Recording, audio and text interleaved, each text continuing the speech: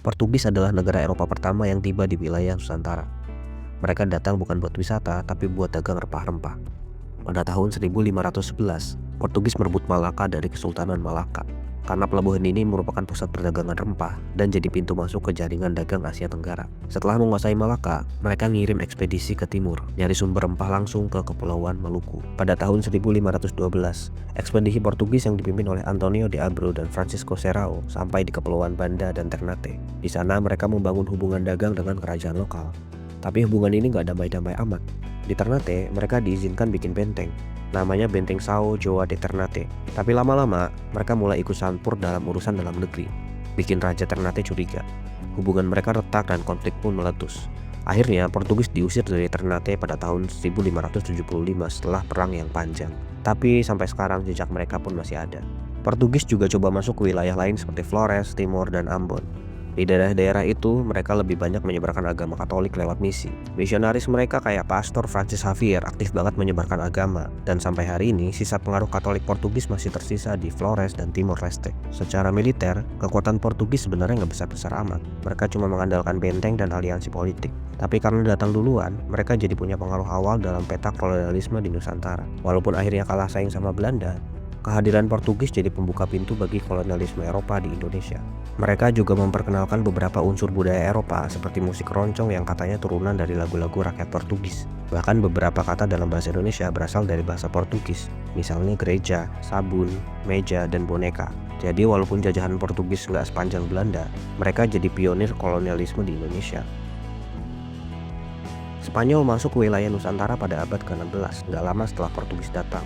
Kedatangan mereka ini nggak bisa dilepaskan dari perjanjian Tordesillas pada tahun 1494 yang membagi dunia menjadi dua bagian, timur buat Portugis, barat buat Spanyol. Tapi masalahnya bumi itu bulat dan nggak ada GPS waktu itu. Jadi pas Spanyol muter lewat Samudra Pasifik dan nyampe Filipina, mereka bingung ini sebenarnya mereka masuk ke wilayah siapa. Meski begitu, Spanyol akhirnya ngotot masuk ke Maluku. Pada tahun 1521, setelah pelayaran Magellan yang berakhir tragis di Filipina, sisa krunya lanjut ke Tidore. Mereka diterima oleh Sultan Tidore yang waktu itu bersaing dengan Sultan Ternate, sekutunya Portugis. Jadilah Spanyol dan Portugis main catur geopolitik di Maluku, pakai raja-raja lokal sebagai bidaknya. Spanyol lalu bikin benteng di Tidore dan bantuin Sultan Tidore lawan Ternate dan Portugis. Tapi konflik ini nggak bertahan lama. Pada tahun 1529, dua negara Katolik ini akhirnya tanda tangan perjanjian Zaragoza.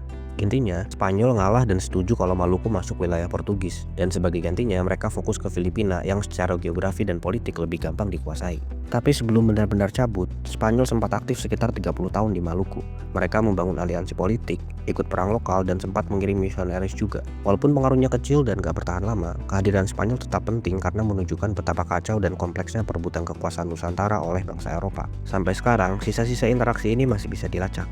Beberapa kata dalam bahasa daerah Maluku punya akar Spanyol. Bahkan dinamika antara Tidore dan Ternate juga terbentuk dari persaingan dua negara Eropa tersebut. Kesimpulannya, Spanyol bukan penjajah utama, tapi lebih kayak cameo penting dalam sejarah kolonialisme di Indonesia. Datang, bikin drama sebentar, terus pergi. Belanda masuk ke Nusantara lewat jalur dagang, tapi pulangnya bawa kekuasaan. Pada tahun 1596, ekspedisi Cornelis de Houtman mendarat di Banten. Awalnya mereka cuma cari rempah, tapi kelakuannya norak, kasar, nggak sopan, dan bikin orang lokal kesel. Tapi Belanda belajar cepat. Mereka balik lagi, kali ini lebih terorganisir. Dan pada tahun 1602, mereka mendirikan VOC, atau Verenigde Oost-Indisch Company, yang jadi korporasi multinasional pertama di dunia, lengkap dengan hak cetak uang, bikin tentara, bahkan nyerang negara. VOC nggak datang buat menjajah secara langsung. Mereka niatnya monopoli dagang, terutama pala dan cengkeh dari Maluku. Tapi karena banyak saingan seperti Portugis, Inggris, bahkan pedagang lokal, VOC mulai pakai taktik licik, yaitu adu domba antar kerajaan, bikin perjanjian sepihak, sampai ngatur suksesi raja.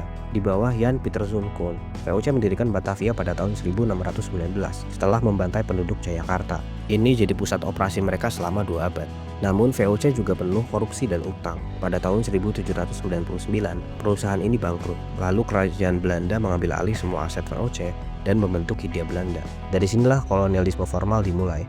Mereka nggak cuma dagang, tapi ngatur sistem administrasi, pajak, bahkan pendidikan, tentunya untuk kepentingan kolonial.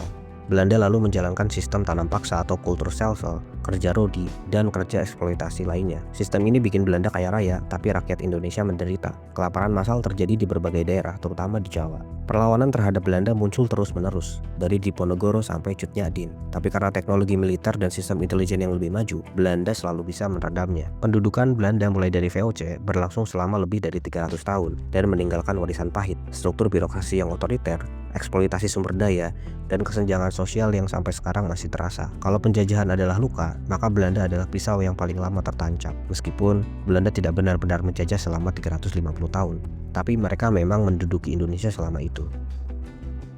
Inggris nggak pernah benar-benar lama menjajah Indonesia, tapi sempat ambil alih dalam masa transisi penting. Ceritanya di awal abad ke-19 ketika Belanda diinvasi Prancis di bawah Napoleon Bonaparte. Karena Belanda berubah jadi negara boneka Prancis, Inggris yang lagi perang lawan Prancis ngerasa ini kesempatan bagus buat mengambil alih koloni-koloni Belanda termasuk Hindia Belanda.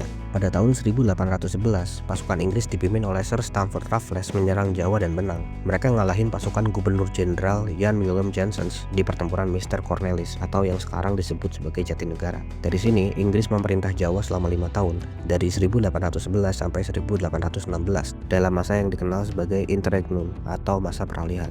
Raffles jadi tokoh sentral di periode ini. Dia menerapkan berbagai reformasi seperti sistem pajak baru berdasarkan tanah atau land rent, penghapusan tanam paksa ala VOC, pelarangan perbudakan, dan menggalakkan dokumentasi kebudayaan Jawa, termasuk menerbitkan buku monumental yaitu The History of Java. Ia juga mengatur sistem administrasi ala Inggris, membagi Jawa ke dalam residensi, dan menempatkan pejabat-pejabat lokal di bawah pengawasan langsung kolonial.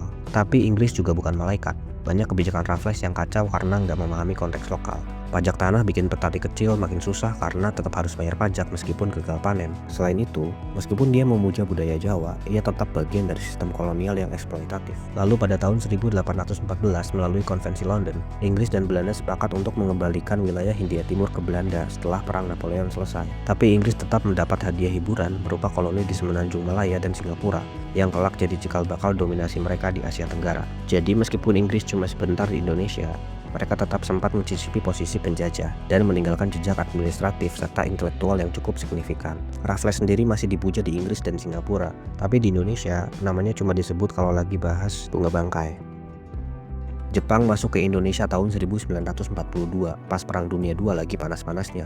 Mereka datang dengan narasi anti Barat. Ini dipakai buat membujuk rakyat Indonesia agar melihat Jepang sebagai saudara tua mereka. Tapi setelah 3,5 tahun dijajah, banyak yang sadar saudara tua ini ternyata psikopat. Setelah mengalahkan Belanda, Jepang langsung membagi Indonesia ke dalam 3 wilayah militer. Jawa dan Madura dipegang oleh Angkatan Darat Tentara ke-16, Sumatera di bawah Tentara ke-25, dan wilayah timur di bawah Angkatan Laut. Pemerintahan sipil Belanda dibubarkan, diganti oleh sistem militer yang keras, efisien, dan brutal. Semua sumber daya dikerahkan untuk mendukung Perang Asia Timur Raya. Padi, minyak, karet, semuanya dijarah untuk kebutuhan militer Jepang. Sekolah-sekolah dipaksa pakai bahasa Jepang. Gambar kaisar digantung di mana-mana. Dan orang-orang Indonesia harus hormat ke bendera matahari terbit. Sama halnya seperti Belanda, kerja paksa juga jadi ciri khas Jepang. Ratusan ribu orang Indonesia dijadikan romusha, pekerja paksa tanpa upah yang dikirim ke proyek-proyek militer Jepang, seperti jalur kereta Thailand-Burma. Banyak dari mereka yang mati karena kelaparan, penyakit, dan perlakuan kejam. Tapi di balik semua itu, Jepang juga membuka ruang politik baru.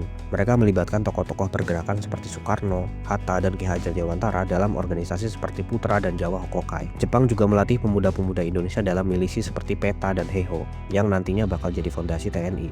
Bahasa Indonesia mulai dipopulerkan dan bendera merah putih sempat dibiarkan berkibar di beberapa kesempatan. Menjelang kekalahan Jepang di Perang Dunia Kedua, mereka mulai panik dan menjanjikan kemerdekaan untuk Indonesia. Lalu dibentuklah PPOPKI dan PPKI. Jepang menyerah ke sekutu tanggal 15 Agustus 1945 dan 2 hari kemudian Soekarno-Hatta memproklamasikan kemerdekaan Indonesia. Namun tentu saja ini bukan hadiah dari Jepang, tapi perjuangan rakyat sendiri. Masa pendudukan Jepang memang singkat, tapi pengaruhnya luar biasa besar, karena mereka adalah penjajah yang paling brutal. Terima kasih sudah menonton video ini, semoga bermanfaat. Jangan lupa like, share, dan subscribe.